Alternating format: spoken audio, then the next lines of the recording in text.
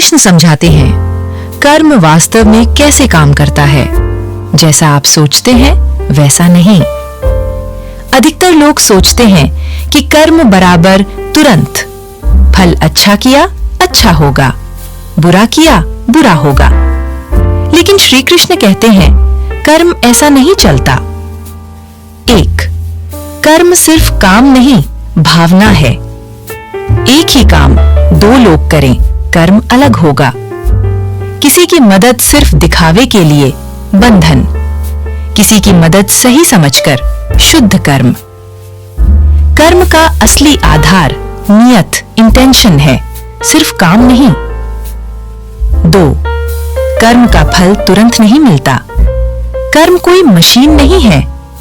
फल कभी देर से आता है, कभी किसी और रूप में आता है और कभी बाहर नहीं, अंदर असर करता है। इसलिए कई बार बुरे लोग सफल दिखते हैं और अच्छे लोग संघर्ष करते हैं। 3. फल की आसक्ति ही बंधन है। कृष्ण का सबसे प्रसिद्ध वाक्य, तुम्हारा अधिकार कर्म पर है, फल पर नहीं।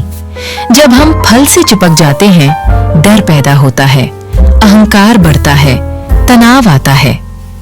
निष्काम कर्म इक्वल तो स्वतंत्रता, फल की लालसा इक्वल तो दुख। 4. कर्म तय करता है आप क्या बनते हैं।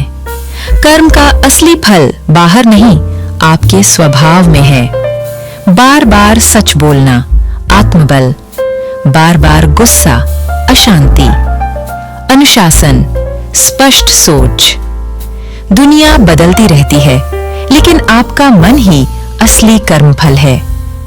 5. नया कर्म बनना रोका जा सकता है। कृष्ण जीवन छोड़ने को नहीं कहते, वे कहते हैं पूरा कर्म करो, पर अहंकार के बिना।